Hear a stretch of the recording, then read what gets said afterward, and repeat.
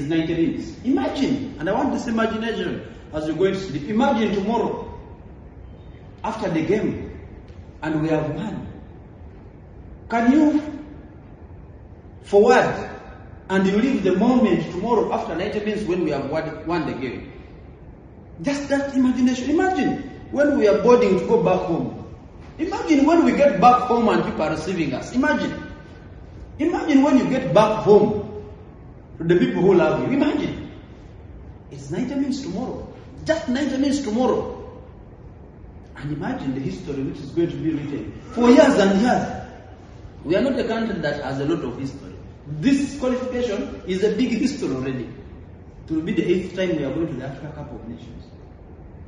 Imagine in December, and we're in Morocco playing at the Africa Cup of Nations. Imagine tomorrow, this 90 minutes, just use that as imagine. And we'll be in Morocco playing with some of the best players in the world. Who doesn't want that? Who is here and does not want to play with the best in the world?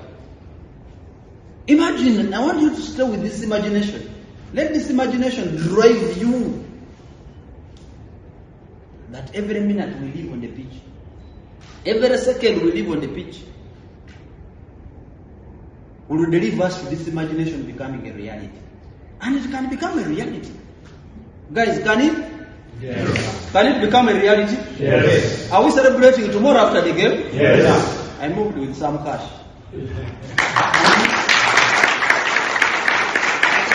You are most welcome. Once again, it's a Friday. Enaku z'omwezi 18 October 2024. That then means omwaka tugutambudde bulungi nnyo nnyini ddala era tunaatera okukiggusa.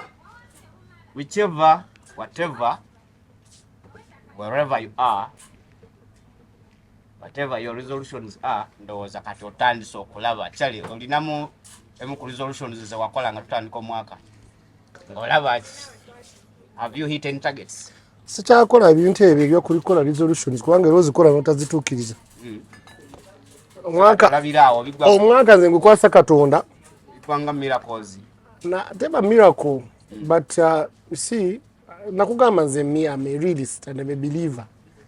Nze ekintu kikwasa Katonda ne mwa Katonda manyi kubanga tukola plan naye assigninga ki yasalawo omutonzi waffe yakola ki kati zobako bagutandika mugamba bugambi Katonda nti era amu obwangu muli kyenkola akuwe n'obulamu ampe n'obulamu kubanga ojja kukola plan ng'ogenda ddwala plan ne zifuka za ddwaliro kati omusaba obulamu Investigator TV Sports Luwombo proudly sponsored by Yaya Extra Residence. Eranga bona bakomyewo naate ku counter yaffe counter last week twakolera the other side bali bakola gazebo. Now it's an entire new gazebo.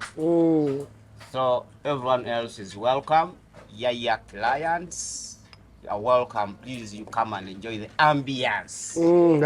Is being tulaba gundi kumanyiza erinnya gye namukazaako olusi sirirundi agambe mutachogera bakola ebintu Daniel Zaba mutata journalism, the man from the mineral rich Soga ze akutambuza mu show area sports ko the Investigator TV stambulanze ka of course manye bisawe kisawe kyemizannyo kiri so wide from the cricket oval to the netball pitch to the hockey pitch to the football pitch to the volleyball basketball courts eyo yonna tuba tutambulayo ne tusakayo amawulire g'ebyemizannyo ne tugakutuusaako buterevu live at the Investigator. Era n'olw'ensonga eyo ntambula n'omukulu Charlie the other side ne ntambula ne madamu omukyala yayita Munamasaka naye ajja tuwa amannya so kambaleke bababuuzeeko tutambule.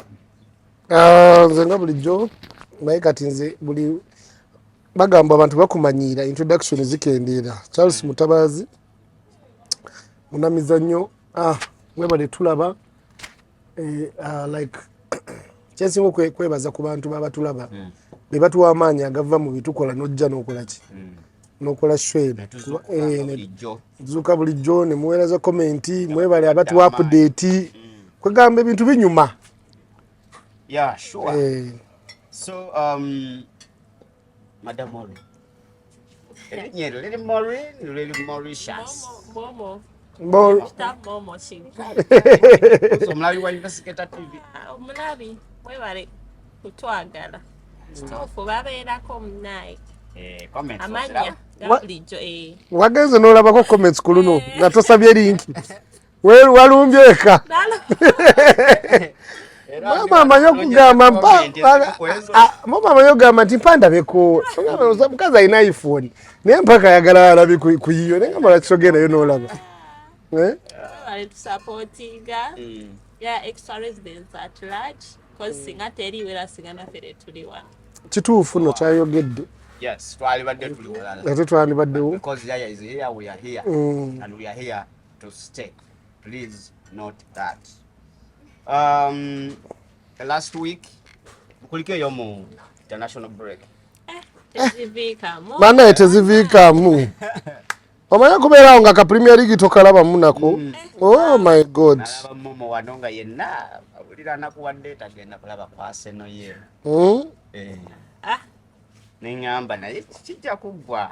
International break ezo zaali baddeyo nga Premier awedde. Nyange omanyi okuyita mu weekend nga tolina kapiira koolaba. No, to anti-fixtures engeri gye bazisengeka tulina kutambuza season. I know, naye kati ffe ng'abawagizi ba Premier League. Tulina suggestion ye. Ate mu weekend olaba kati naba businessmen abakati bananyini mabaala mumanyi nki weekend ya international break. Baba batunudde nga byennyanja kubanga bati balaba kigenda mu maaso. Yeah. Kale njagala basomerako wano some of the comments to usher us into the show direct. Naye gundi yange erodinze mpola mpola awo. Laptop yo. iPhone. Laptop ye ganye. Si laptop sebo. Comments za kugundi. Comments za the other Friday. Ekira twagitandikaawo namukulu Fred Enanga agamba bamanyi nti bantu mwe tebakyalya tebakyanywa bakoze nengamba ne bannange wabula ye teyabali bulungi. Wala anko chale kajambo wabale kuweereza anko chiona naye Matovu Brian badde ndowooza erinnya agenda kuleeta Juliet someone naye ngeri gyali Matovu Brian alabi kuli anko we. Thanks for the show, gentlemen. Please, we had a lady. Thanks for the show, comrades. Welcome. That's Douglas Freeman. Ivan Kate. I like it when we all be Ugandans. Awa bategeeza achoka. And kati solidarity jitulaga okusupportinga okusupportinga gundi. Okay. Charlie, you are on the money. And now you take on Brighton versus Spurs. And now your take on Brighton versus Spurs was over the moon. Perfection. Prediction is ezo. Prediction zange zikwatayo. Zonna zakwatayo nga wena zibawa. Naye tebaweereza kasente. Muweereze kasente.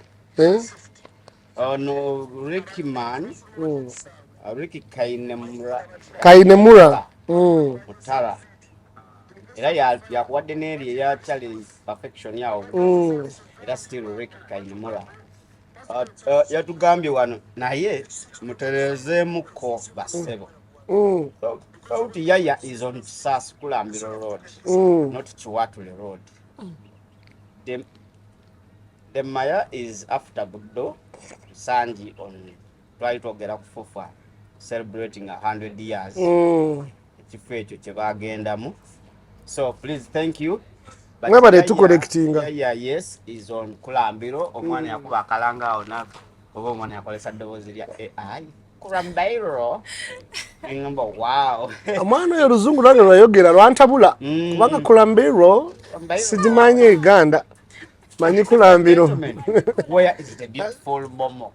na bakutubanja mbalaba bajja kuyaya bali emmere mama ina akatale kali akanyanya mbadde nina kyempisaawo the only sport spanning that is beautiful and a girl there are very few in Uganda just look around kweli era noonyerezaako olabe temutuleetera mama otulinyirira ate wano nange oza temumuwanye ennyo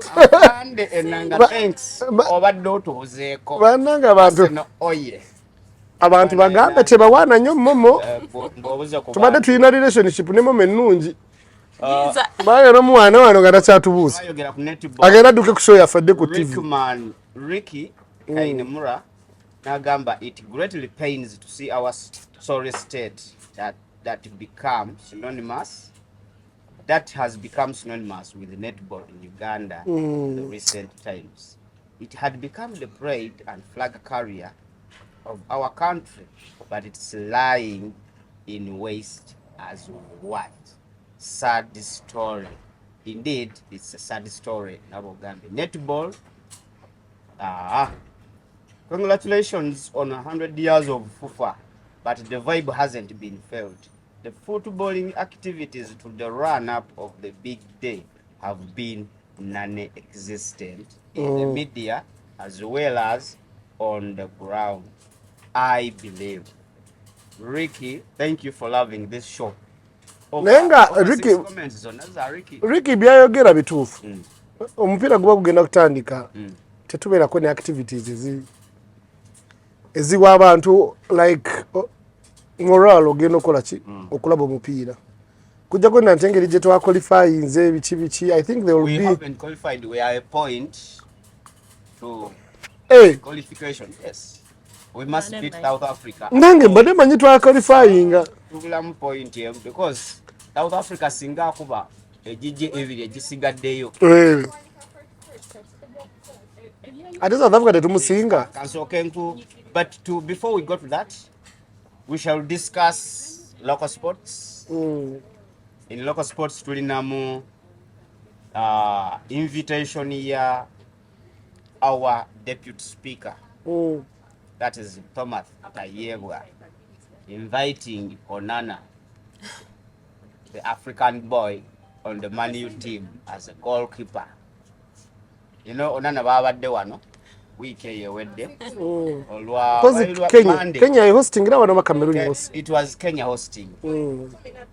But bagenza okugwanga Cameroon ataguwangu the 1-0. So netumanya nti Kenya yandibeera nga alabyeko ku bantu abali ku lugendo lwaki qualification za Africa Cup of Nations 2025.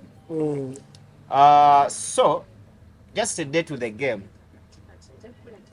Bwana Mr. Honorable Tayebwa invites Onana. Nebe kubyana ebifaananyi awo omwana gundi director of photography ajja bitulagaawo oba editor wange ajja bitulagaawo ng'Onana ali ne Tayebwa enjoying anene bigambo byayogerawo naye ng'agamba nti ayagala through Onana Man U ejje kyaleko Uganda, Man U as a team. Because Onana already tumulabye that Man U.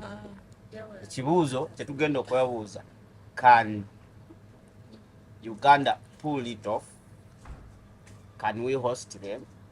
Isn't this a big cost to the country or to whoever wants to do the same? Tujja kubiwulira. Eyo bwe tunavaayo, shall talk about Uganda Cranes leading by 10 points. To leading by 10 points never tuna qualifying. Tuna qualifying. Tugenda wa. Tugenda mugulu. Because dukira wachali ya mipira ebiri. We must host South Africa at number. Because 10 points I thought if we are leading by 10 points and we have only 2 games left, those are 6 points. But you know eba ku mipira ebiri but South Africa is not sleeping. Okay, before we get there, yes, Uganda has played for Mchibinja chaffe Group K. We have all played 4 matches. We have 10 Uganda points. tenasula. Wangambe we are leading by 10 points. Ruzungu Umanye lulala. difference. South Africa sebo ina points munana. Sawa yonna. Yes, sawa yonna ekitegula. Yensonga lati ngambe Uganda ebulamu pointage or qualifying. We are just a match. So basically we need to beat South Africa at home. We need to beat South Africa at home. Aguma guwedde They were together to play for the sake of playing, just to honor our last fixture. So Uganda 10 points. South Africa next in the second position at 8 points. Congo 4 points. South Sudan, they have 0 points. That's the beauty of this group. Reigns were twogerera kati. Twalibadde celebrating. We only delayed by Congo and South Africa. Kuba bagwa draw. Singa Congo yakuba South Africa, Uganda would be our men. But we are still here. We must wait for the next match to see what really comes out of it. So we're not qualifying in front of our fans. That 12th player one enambole. Naye nga njagala kuwako history. Uganda were qualifying. This will be their 8th time of qualification to the Africa Cup of Nations final tournament. It will be the first time since 2019 to qualify. Twasembayo qualifying mu 2019 era finals zali Egypt. Batuyisa bubi. Performance wasn't okay, but at least we were there. Uganda yakascoring 7 goals mu tournament yen, qualifying tournament matches enya, and conceded only 3. Ozolaba nti Paul put is Convict agena zama manyi. Convict gangulira mazima. Omusajja we Paul Pute ekyamusanyusizaako kintu kiri eki. Okubeera nga asamba mupiira gusinga nange gwenjagala. Omanyi twadde munyo mu mupiira ogw'okudefending emyaka n'emyaka. Nga batukubira naye nga tudefendings. Omusajja ono ali progressive. Ayina identity y'omupiira gy'olaba nti ayina identity. Ayagala nnyo kubuildingira mu midfield na kupassinga between the lines. Understand? Which is more effective. Wakati n'abaana abasamba mupiira basobola ogweyagaliramu. Ffe twalina generation y'abasambi nga bali fast, bali skilled, nenga formation tezibakiriza ku expressinga. You understand? Defend. Neka tuona bano lwa nti basanyufu their play. Ate bamwagala. There is love between him and the players. I think even his manhandling is also not bad. His bondage. Omanyi abantu bwe kwagala n'okusamba babasamba kyanjawulo. So there is Nekiralando was Fufa emuwadde Dpty. cat blanche. Yeah. Nze kye nasaba. Echiche as a technical man. Si biri bye tubadde nga ogundi Mako gaiteri na mugamba naye gundi play on alina okubeera ku pitch. Kati tebikyali. You see? So, that is it. Next month, we shall be playing South Africa at home, then Congo away. We need to qualify. Momo, what does Uganda need? Uganda Cranes now. Anytime, sawa yonna. Kintu kyandi tuyita ngalo. Tekijja kululo. Consider what tugenda cruising. Kati the crucial match would be the game at home, because away game you cannot determine an away game. Away game is really tricky. What the Congo is not a very strong team. Naye tugenda jinyoma. They at home.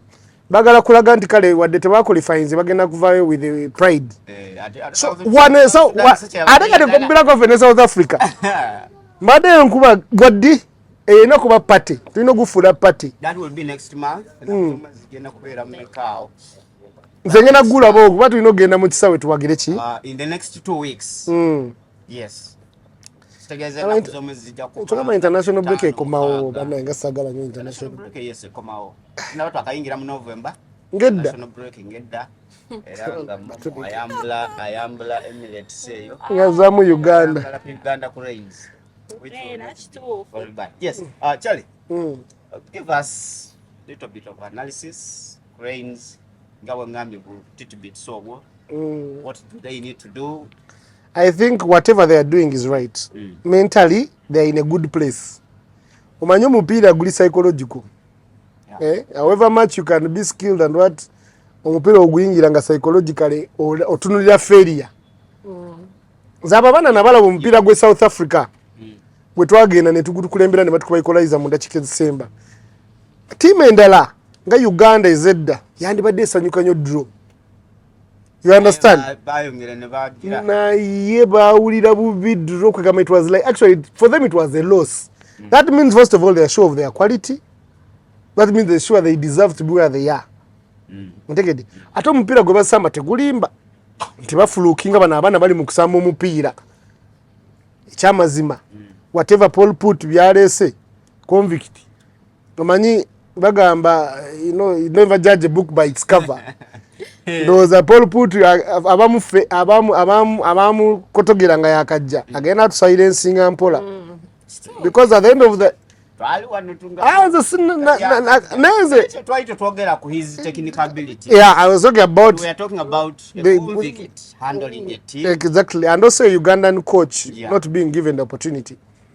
Naye Convict Paul put agenda achusa mindset ya abantu abali tebamwagala. Let me tell you something. However bad you can be, when your actions are good, they speak louder than what.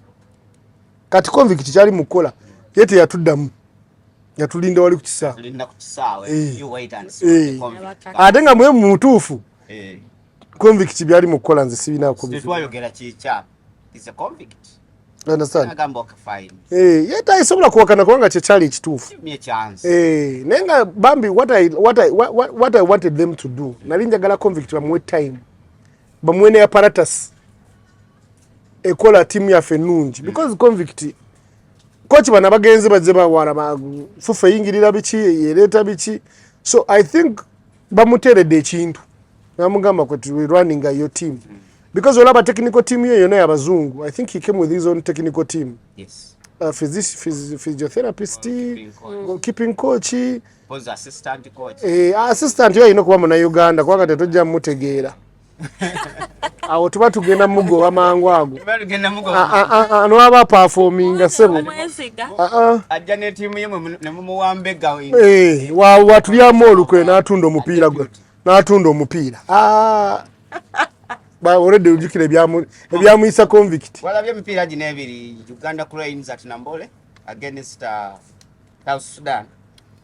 Oba no gwe twabadde e Juba still because it was a double header.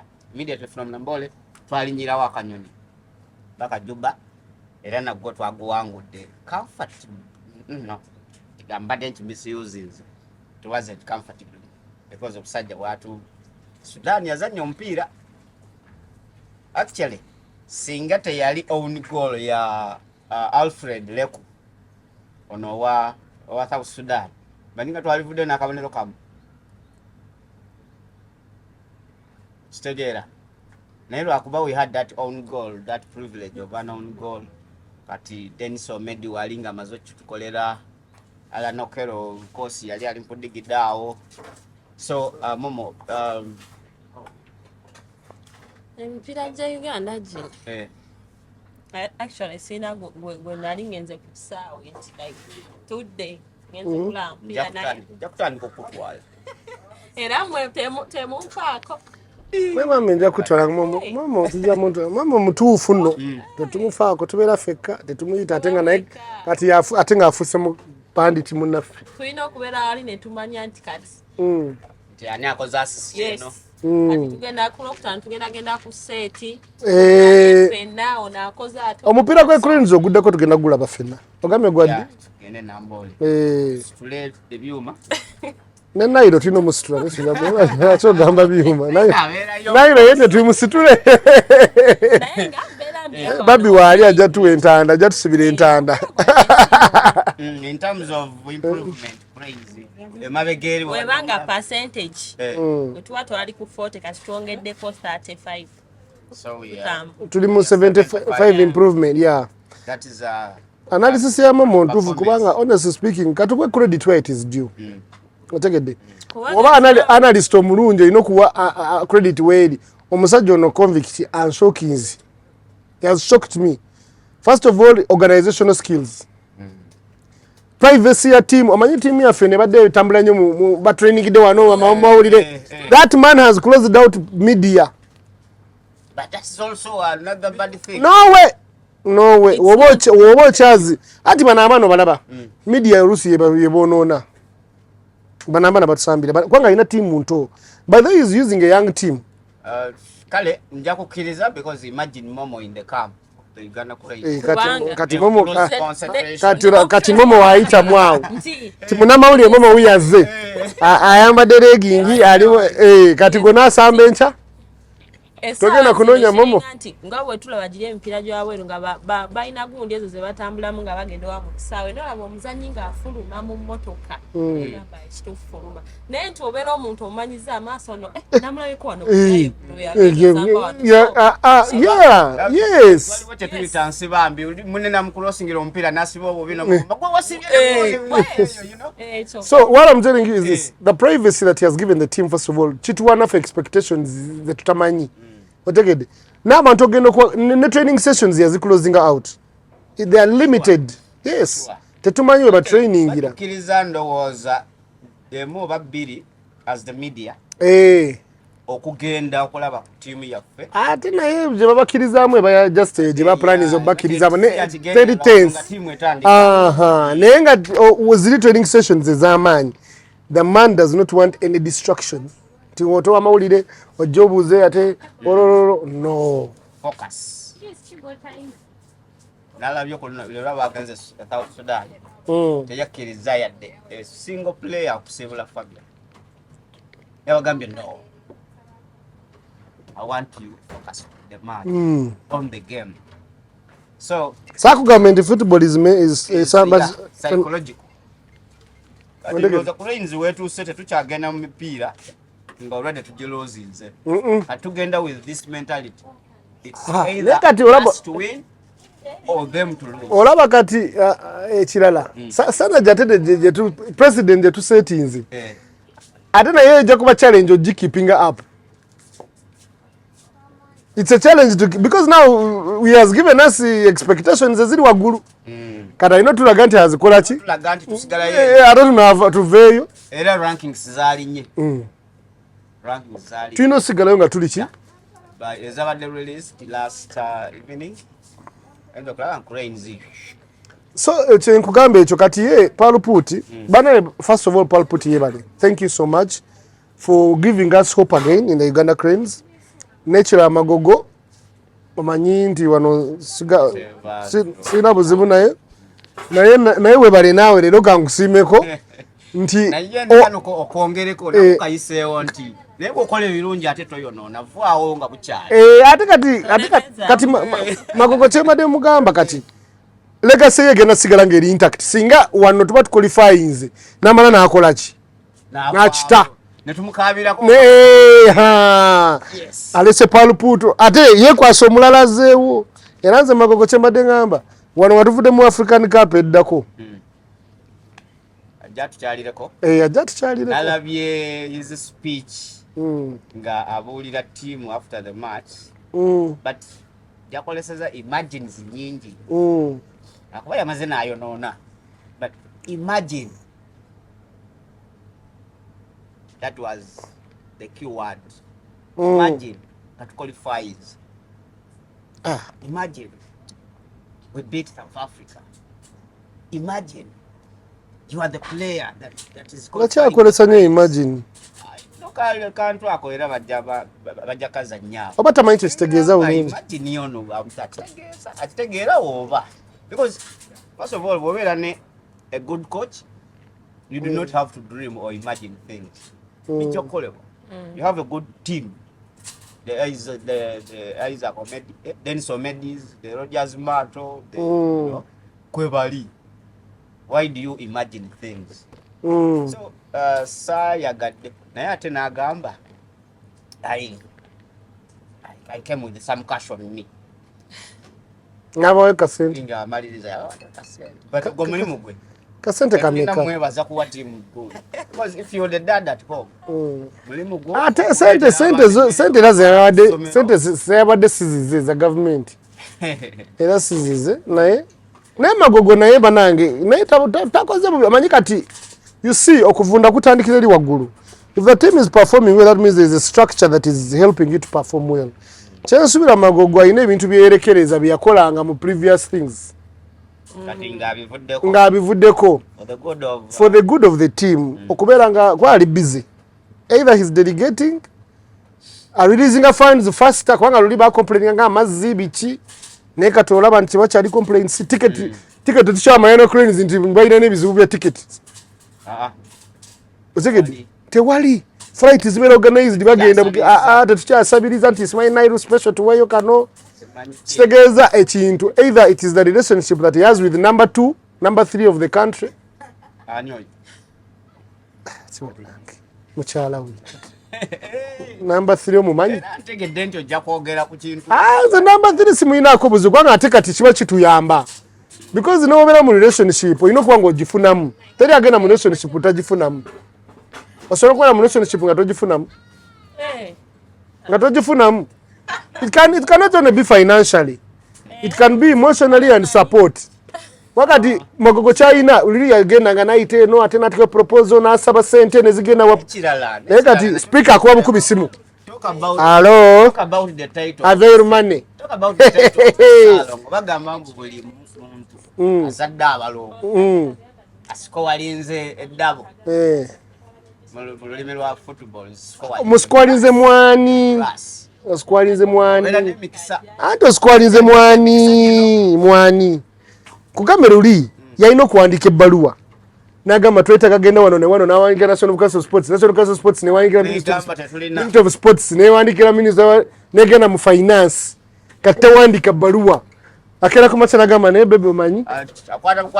Takwata simu ate kati kwata simu yaki. Kera kumacha nga bambala. Nga bavuka n'agamba n'omanyi nja kwetaaga ssente Uganda Cranes egenda na wano natadde ebbaluwa. Speaker agenda tuka mu office kutula mu ntebe ye. Tagenda kukola ku by'eggwanga tanakola ku bya family.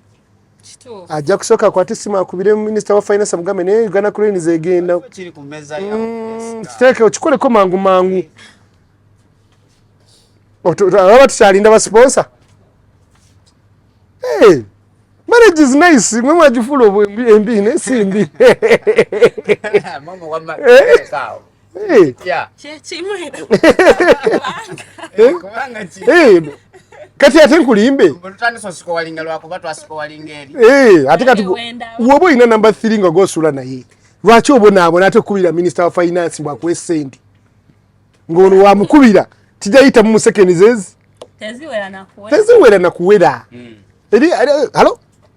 Please pay. Amangi by the way nakugamba bana bali bamulwanisa sometime teri muntu amanyi ntalo nga amongi sakugamba wali kuseti she's a fighter mukamu era otunuzame mundu make sure nto inaga kuzayo kubanga arebo naba mulumba ochaba ulira bule ya mulumba talina mulimu ngoje konze gwe mulimu hati wali ku mulimu ogwina akwanti wekolesa wanga bamukubanga ati kati gwe okubanga akube we ateka gwe mungeri jya mukubanga musimbi because wamukubisanga facts of what is there. Nebali abamu bawayirizanga abamu you know they want to spoil just na yati abakola.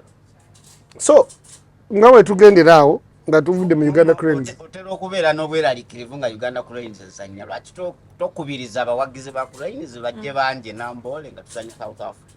Twagala koli. Nze nkibeerako wano era n'ababeera wano nga bandaba. Togenda ku mupiira. Nababuuza lwaki giri era empiira mugiwa nnyo obudde okusinga ejjaffe. Ate nange ngenda kubeerayo kweru. Abagala okulaba ku Momo live nga tali mu camera please. Be at Nambole. next month. Yeah. She will be live reporting from the ground. Ate mwe njagala otuleba dwali wali mu maaso ddala naye bakuba bayinza obutasambula ezo bayinza okutulamu ntera ne bagize ebbali naye nga but in conclusion about Uganda Cranes nga tweyongere mu maaso convict munne bambi beebale batuwadde president etulaga nti we tugenda mu maaso awo waliwo future naye tebajjako kubanga naye bajjako tujja kubeera wera okubagamba nti bajjeeko kibaati the way we are praising them right now balemezeko omuliro tutambula bwe tuti whatever they are doing let them reach in the front nga ate batebadde mu birala banywerezaawo. I am one guy attackiriza this team. Yes, we're qualifying. It's a good thing because since 2019 is a very long period of not qualifying. Kati tuzeeyo genda kuddayo. That's a fact. Naye sikiriza nnyo nti njagala bwe tuqualifying tugende eri ate main tournament. Ate tubeere tubeere ku abawerekeze. Tukube ku bantu. No, we'll be playing against the cream of the African players playing in other big leagues. May I think the first thing first qualifying. Kubanga omutindo gwaffe gwe twoleseza by the way tetubadde mu group nyangu tubakyali nyangu. If we are ahead of South Africa, which is ranked, I think, Africa number above the top 10 teams, top 10. And no one expected Uganda to lead the group, not even Ugandans. Honestly speaking, no muna Uganda inago wali omubuuza nga tournament etandika. No mugamba ntuna era bandigambye ffe mpira gwaffe gwafa naye kati tugenda ne tujuza ekisaawe laba nambole kati genda kubooga. Era aba UPDF engeri gye bagikolamu ennungi ennaku zino abantu basiima buli atuukayo agamba ngenda kudda. Because the issues is gates ezo tezibula issues tezibula so you frustrated newe watandi badde wan newe ne mu Premier League bagalawo ekisaawe ne bagamba abandon erikinga so really ekyo tekikyamaanyi. I think let us we tuli ne fufa yaffe mu nsobi zeekoze in the past wano wenyini wano we tuli katubasonyiwemuko katono leka tubendingemu nabo kwa kyebakola si kibi wabula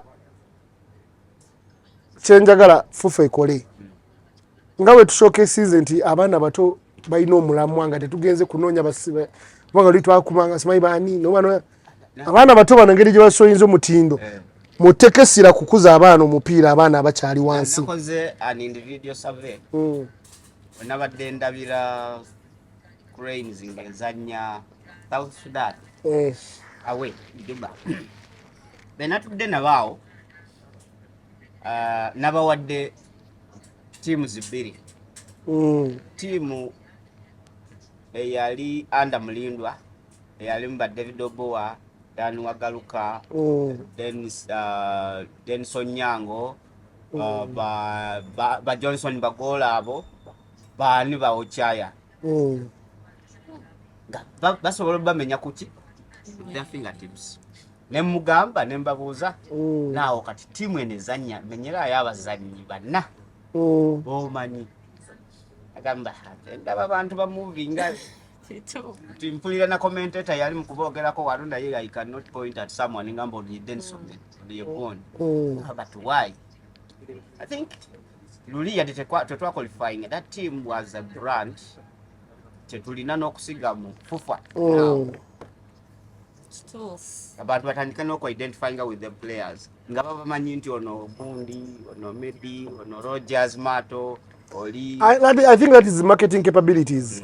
I think the one who is in charge of marketing our national team is serious because we cannot put that also on Fufa as a whole. Oh Magogo, I think everyone there has a job. Chamanyi Fufa webe ina team inokuwa ina marketing team yayo. Who is marketing these players? Who is getting contracts? How do we market our team to the people? Kwa ne team yo inojitunda mu bantu. You understand? So this is where the thing is. Hey, team inojitunda mu bantu. Convince people to come and support the team. bring the team. Kubanga nengeri gyotula mu kisaawe ng'olaba just bazanyi omuntu tomumanyi. Have they put there katola singa wano tubadde tuqualifyings mantezewo nga let's say a viewing party ne bagiteekako baga KCC grounds oba abantu ne bajja ne ba interacting n'abazanyi and their families how they do abangereza bakikola abawa teams zikikola for the moment come yes top scorer you get neberanga you're bringing the supporters closer to the what to the team, but we don't do that. So ekya marketing icho kiddeyo ku Mr. Magogo ne marketing team ye ajibuze what are you doing to market the national team kuba wagizi. What is FIFA doing to market the national team? Exactly. We need to know these players. Yes. That question goes to you, Abatula Emengo, FIFA House Wakaliga. We want that question answered. What is FIFA doing to market the national team? Sikumanya Uganda Cranes without knowing the individual in the Uganda Cranes. Yeah. That's the concern. I want to read you this. As you know, we look at Africa as one. So, to see our brother carry our flag as a continent, we feel very proud. Tell the Manchester team to come and visit Uganda because they love here. They can't get it from anywhere. Yabadde bigambo bya speaker, what deputy speaker, Thomas Tayebwa, Gachaziza, Andrea Onana. Andrea Onana has twice visited Uganda and played at Nambole. This could be good news to the ears of a Man U supporter, to the ears of a Premier League supporter and lover, and to the eyes it will be good sight to all of us. Team Manchester United come to Uganda. Yendowooza ya Thomas Tayebwa. Kati how possible is this? How not possible is this? Tanikene momo ekintu kino Uganda because kirina implications nyingi. First of all, financially, kirala whether Man U can indeed allow their beautiful team come to the trenches. Gamba sikinene zekyambanye ekisooka obulamu nti okulowooza ku kintu nsonda ng'obeerawo ne imagininga nze ntuulakawo ne imagininga no imagine agamba nga ndiko mu kisaawe kya Arsenal ndiko ne ba Odegaard naye nga olaba ekituufu tekisoboka kisobola osoboka naye nga tekisoboka. How I say tulina billions of money zesobola okuspendinga abantu ze babbako. Tukimanyi nti omanyi nti waliwo abantu nti miwata ino nti sente tezimala buli kimu zisobola obbanga zikola buli kimu naye waliwo ate we zitasobola kukolera nga sente tegenda kukola. So mani yo nga tiimu nene nnyo wankubadde nti ennaku zino esikolinga naye nene nnyo gwe nga bwolowooza nti mani oyinza oba wetukirowooza mani wetugirowooleza esukkawo nnyo kati kajanja kabawagizi ba Mani nnyo ate nga nze nkiddamu nga nzikaatiriza nti tekisoboka. Mani tesobola kuva waba Manchester United kuba kati olaba ekintu ekyo there should be a marketing perspective wefuniramu Mani okujja Uganda. Yes. Efuniramu wa as a club mugenda gula jaze zaabwe mugenda olozala kibagala nyozi Asia mu Far East gye bagenda America bagenda mu nsi ezirimu value wakati wagende China China jja kuvayo ne $1 million ngezi nya because of the sales ebisaawe bijula biki but now Mani okujja ekisoro kati kwa Arsenal egenda Rwanda era ffe kati abamu nze Arsenal njagala funa yo date ngenda kwewaayo saving obusente bwange ndeki era mu tugenda Rwanda kulaba Arsenal ate tejja nti muzanyo omu nga bwe badde jja Silver baani the whole team egenda ki kwanga Rwanda yateeka milioni 25 eza dola sponsor visit Rwanda you understand Uganda otadde sente meka okuyita Arsenal club eyo wano Uganda ekulebe facilitating. The only way Man U can come is government ogamba fe tubatereddewo sente milioni $2 mujje newaale gamba ezo billions meka 10 meka zigena wa Man U ne musasula bulungi ne mugamba nti accommodation security buli kimu kwanga abazanyise babatwalamu ebyo bigundi era basasula tonoza ndi babigira buhereere oba NGO ne kwatira konga United Nations zigamba tugenda basasulako half other than that it is a dream kubanga nenyinya ajja kulowooza magambe nteeke zino sente mumanyi lwaki sizongera mu Uganda yange but ku bumalirivu bwa Deputy Speaker in his tone ainezize he's a very rich man waba inezize abayite as an individual yeah no hosting is another thing bringing them are two different things bringing them there has to be a monetary fund monetary side to it muntu kinomu otogera milioni 25 za US dollar speaker bagenze kwavuwala kwa temera bilisira we kinomu ogamenti gena kuleta mani wano atenga just okutenti totonna bala facility ola Chris Brown omuyimbi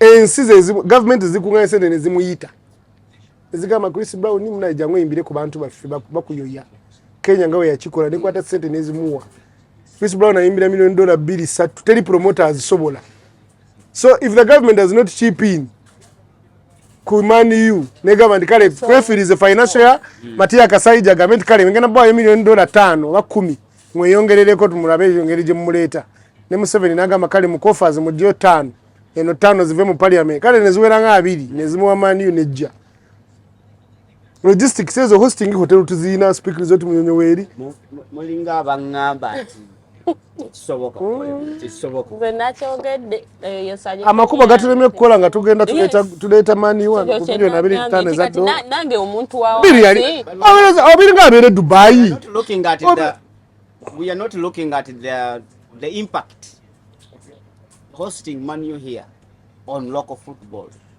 Listen, let me tell you something. Yes, it will have an impact. But are these people risk takers? Fufe berane budget ya milioni 5 za dola ndozo mwaka. Yes. Kati goge no ite mani yunga fufe wanotonajiwa senti. Yes. Katoga mali impact on local football. Milioni 25 zogena kwa Man City. Tesola zimba chizawe mbalane chigwa. Nga chiri ku kalibe ya wagulu. Ngendo okudda nti omazo gireta naye. Naye chichi sigadotya. Sente ziba zigenda kola kinene nnyo. Nze kuleta mani ngena wali mbalane nzimbe ekisawe kacheka nenjidamu nenkole ekisawe. Nga Uganda Cranes oluusi tesambira Kampala egenda wa kacheka. Tourism. Kwa already Onana yajja wone Kampala manyi Kampala woka. Tamanyi tutuyina zimbalale zitu zirabika bulungi, Kasese irabika bulungi. Why not build those stadiums? Netukolesa of already being in that African Cup of Nations and qualify as a World Cup is enough to promote us as a team. But the problem we host people from one stadium. Tebafuna chance eraba coach. Eroli wagamba manyi airport atenga no kuba bawali gadde tolaba you get. So there are many variations to this. Momo komiza amao tuchikuyenze nchikubye zenno mbadde omuku batikiriza singa timu eno ne impact nze genda biradala nti omwana usanga Uganda nga tumaze okuhostinga Man U wizo kwesanga Uganda in the next 10 years after the visit wa Uganda eri mu World Cup olwokulaba ku bastars Choreke nao omwana ajja kwagala omupiira agambe ayimasi World Cup omupira tebagusambira mu bigambo nawo kituufu naye nga ekyo ekirowoozo kinene nnyo kizitowamu kubanga osooka kwetunuulira nga gwe kati nze essaawa zino bwe ntula ne ŋŋamba nti sigenda aho ku kisaawe kya Arsenal naye balina emitendera gye bampadde nti osooka ogenzeko e Rwanda ogenze nti nsooke ntambuleko ebisaawe ebimu oketuuke wali so nti togenda kuva wano direct ekyamanyiso ko kiveeko kyerabire kiveeko ekyo tekigenda even ne financially tekikola badde mpagera wagizi mukulu tayebwa akubadde ayogera ebitasoboka wano yali ayagala kolabo yaani nani Kamili nani yayogera kolabo yaani yali ayagala bato ya Kamili ne Bebe ne Kamili oya komawa ejja kubeerawo seje naye ino alina endowooza ze naye ng'ekyo akitere ddala temumalaamu nnyo maanyi ate oba newe kaba ka Everton kakakaso anti ŋŋambye neba Everton nayo kenyini tebasobola gireeta nantegenya kati olaba Everton ya Uganda ate mani alright visa zammwe ziri ready tugende eri waggulu Ongereza March day 8 naye ng'akatale ke kakano nabadde ku gundi zino eza sports ne mani yakazanya empiira 8 erina point 7 Uganda yakazanya yakazanya 7 because really twali March day 8 that means team yakazanya fixtures naye nakawiddeko nti Uganda yakazanya 4 erina point 10 Maniu oba yakazanya 8 wamusanga mu point oba 8 wamusanga owaayo yagala kutejambya z'abasajja lwaki oyagala nnyo okutawanya abantu lwaki otawanya abagizi ba Maniu tubalina wano bangi toleeta buzibu wano yakazanya 7 erina point 8 Uganda kwegamba ye buli mugeme ejjayo emwemu lwaki why do you do that akato kansanyusizza nnyo kagamba Uganda ene Maniu nze obuzibu bwa Maniu nze nabulaba engeri gye tugenze ne mu Premier League katutandikire ku Maniu Southgate ndowooza yafulumye teyafuluma dda okufuluma Southgate yafuluma dda naawe luli eri mu AFCON yafuluma kati omukulu Thomas Tuchel yayingidde ate England busibu bwe yakola kuva dda yali yaleeta abakoci abazungu teri koci muzungu amanyi mupiira Southgate yennyini England siga yatwala dde ebikopo he's not a good coach wokwata gundi ono gwade batado kabishiri bamuje mu under 21 ate n'ekirala ne Tuchel gwe baleese okay ina pedigree mu bikopo naye omupiira gwe teguyinza obutakola ku international football zinalinza kulooza England omuntu ali sitodo gikoachinga Klopp again kubanga omupiira gwe gwasamba guli entertaining omupiira gwa gundi ogwensi tegwetaga gulisiro gwetaga fast football yeah. So I don't know nze siri muwagizi wa Bungereza nze mpagira Italy as a person naye katulabe Tuchel kyanakola but aina pedigree eyo kuwangula ebikopo so katumusabire wish him all the best Momo tulina engeri gy'otuyingiza mu Premier League mama Maniu abagizi ba Maniu bajja kusanga mukuba ako kanseseza nyera bwe nkaloozaako Maniu by the way no season ipotea by the way Maniu I don't know why they insist on this man okay bagala showing a consistency nayo musajja yenyina abazanyi basambisa tebamwagala kyasamba me I believe ate n'okusayininga nnyo abantu abalemeddwa walala n'abaleeta muki tasayininga core players abasobola okubuildinga team mu core Mategedde has he been given the finances Maniu kati Maniu obuuza juzi million wedde spending million 220 oba I think it's a high spending club mu transfers neziwedde yaleeta Direjiti n'eleeta Zake n'eleeta Ogate n'aleeta ani those are 3 players who are costing over 40 million each Mategedde n'aleeta n'omula yata abazanyi nga banna bonna nga bali in 40 million so okulaba ekintu ekyo ng'okitunulira bw'otunulira waliwo embeera etali ntuufu in terms of management nga coach wali wansi nkubulira amazima waliwo embeera mumoli otera okusayininga abazannya tolina muzannyi gwosobola kusayiningako mu maniyo ndabe ku tiimu yange naye ndabika simulina. That is how you simulina naye nga tobalabira muddala we bali abazannyi obulungi naye nze mu tiimu yange nze nga manager nze simulina nze simulina mu tiimu yange manager momo simulina naye nga babazannyi balungi jasi waliwo akantu awo akatono akabulamu oba kali mugundi mu bakocha abo bamanager bagagga kati ejja kukira nno mpaka mu 2. ebigambo bya momo bannanga bamanyirwa mu ndabe ndowooza nabadde ku set ne momo n'agamba maniyo eri free fall egenda kuzanya ezanya Brentford ajjamu ku baati bawadde gundi kale kyale momo nja basaba tuwa abantu predictions results wezinatambula this weekend andaba on Saturday Tottenham eggulawo ne West Ham Spurs ejaba kuba West Ham ejuwe wini Spurs nga tali kwabuuza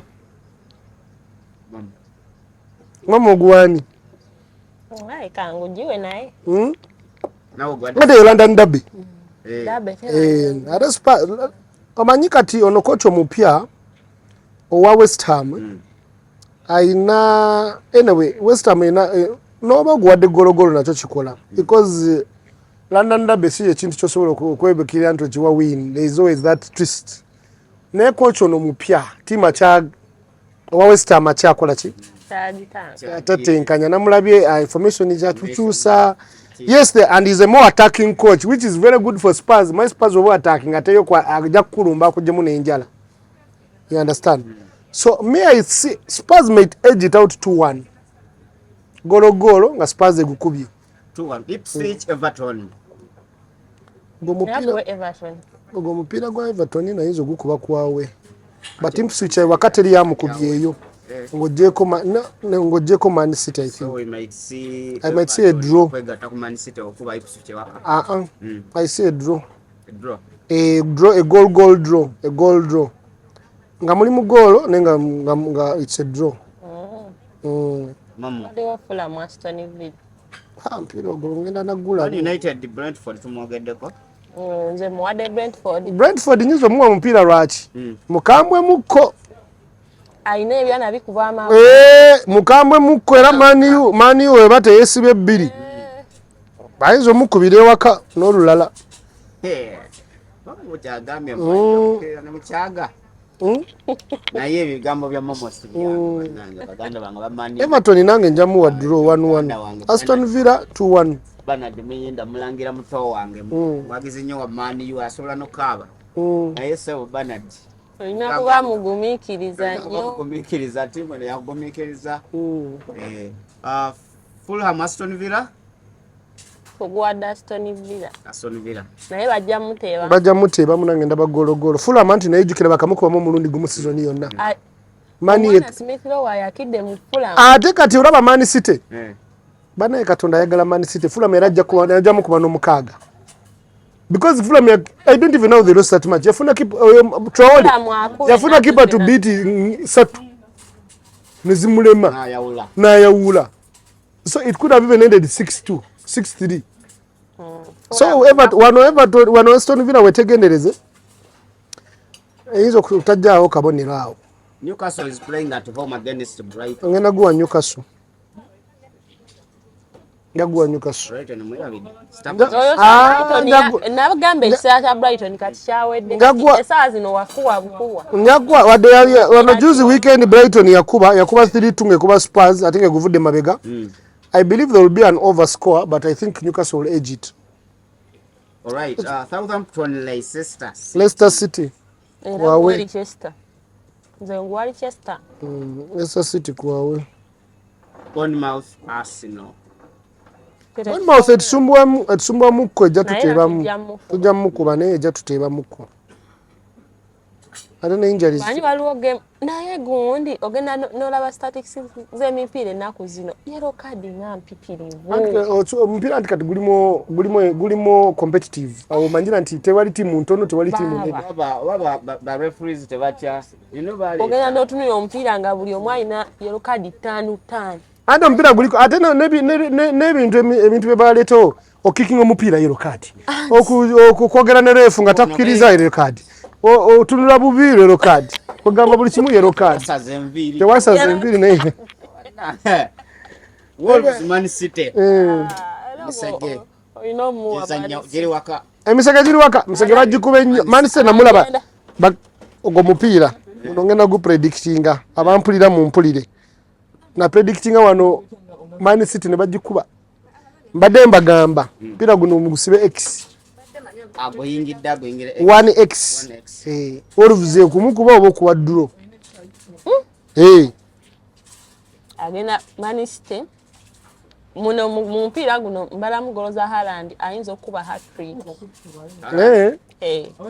Katulabe. Ayinza okudda agenda kudda n'amaanyi. Gulimu over. Gundi wano mu international. Gulimu over. Nalabye. Naye kimanyi nti Wolves ejja kuba eyinza n'okumukuba. Agwa gulimu naye over 3.5 ejja kuwera. Liverpool Chelsea. Liverpool ejja kuba Chelsea. Be a game of the Liverpool ejja mukuba. Liverpool plays a more cautious kind of football. Eri waka first of all. Chelsea agenda ku exposing nnyo okusinziira ku Mascherano kyasamba. Ajja kulekawo spaces emabega. Liverpool defendinga bulungi. Balina ba defender ba Liverpool bakuba amagolo. I think about defending na mulungi because they have considered the less goals this season. So there is that stability emabega. I'm thinking mpira otegulimu na over. Guyinza kugwa 2-0 to Liverpool. Ngate bamutebye namuwa. Nottingham Forest. Kumande Agenda kuchaza Crystal Palace. Nottingham Forest muwe mupiira. Crystal Palace bagenda mukuba. Crystal Palace bagenda muambeka. Kitegeeza wano wonna so afunye pen n'akapapula predictions ezo ofunye ku sente oyingire ova mu weekend ng'oli mugagga manyi weekend zisinga tutawaanya wa spending nze wano wagenze ku wedding ya gundi. This is around this time people are wedding, people are doing what, introducing people, so beera ku graduation n'akapapula ko beera ku si graduation beera ku introduction beera ku wedding n'akapapula anti mwero yesuubiri abaavu tula n'akapapula wa katambula naga n'atiikinga kati laba Wolves oba gundi ani Nottingham Forest wajja ku Monday ne Crystal Palace nekigwa bubi n'agamba tiimu emu enzija ku milioni 8 yo Crystal Palace bagenda mukuba.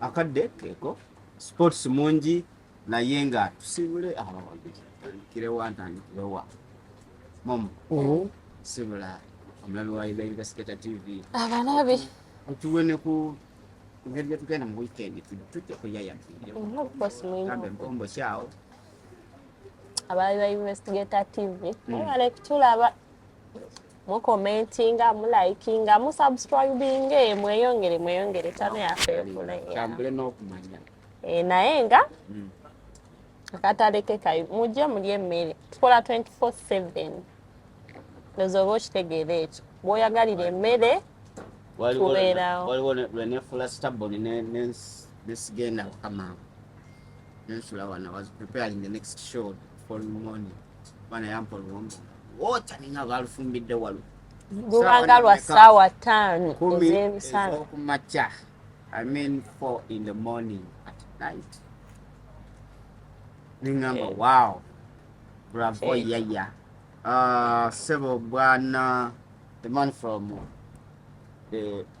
the citizen of where Uganda sebo agendako Kabale kutwale momo chali ajatutwala sibula omulabi Investigator TV tuve wano tukigale simusebo oli kugira oba wakapapula mbadde nina wanambuuza prediction zange nemuweereza banaye mwebale tulaba We appreciate okubera nga muli naffe tulano kuya extra empombo ziyidde mujje mulye kadu kyokunywa weekiri. Mama webale kubeerawo leero tati webale nawe tukuŋŋaanya neebaza mbadde ndowooza kamanyi tetukwatagana eyo lebo yaki newe yeefaanaanyiriza mani kale naye nga olwaleero tetujja kusukkako wano of course mbadde ne the beautiful momo Namasaka olina Namasaka okwongerangako akantu the beautiful momo manyi nabajjukiza luli mubanga mu lifestyle ya at least ifunayo omuntu ne waba omu ava Masaka yagalize Masaka. I've never seen someone who is proud. Nenga munyalanda wedde emirimu naye bagamba bakazi be Masaka mufumba buli kimu ekirungi wali ale tuli wali nga tukuyina wano zasigenda kumwesibako walanga nkwesibe katogamba ntatali yanesibako ate watenga ntate tali yanesibako ye kubira kalango ate tujjambo ate wacho nesibako ebintu bino bizuba naye mubere bulungi musibe bulungi tetujja kusukako wano nga bwe ngambye tubera okulaba the investigator olusi batwagala na time nyingi naye munange mubalo commentinga sharinga predictions zaffe wezigaana okukwatayo tetuli katonda naffe ne batuwokyengayo we balya batuwokyengayo webulya proudly sponsored by extra residence twakomyewo mu kagundi kaffe bakakoze twandibadde tumulagako babi atukozeeko kyalo oyo ngala nnyo kubeera mu kamera naye tukutumiddeko maama mugalale webali looking so nice babbi muswahili wange babbi swahili oba ne babbi muswahili Mswahili zina mulaba ayogera Oluganda n'agamba Muganda naye manya abagamba Baganda bangi ennaku zino n'osanga Omunyarwanda ayedde emirimu agamba ndi we wali ekatiri naye nga wabagamye okubuuliriza mwebala okulaba until next Friday bye bye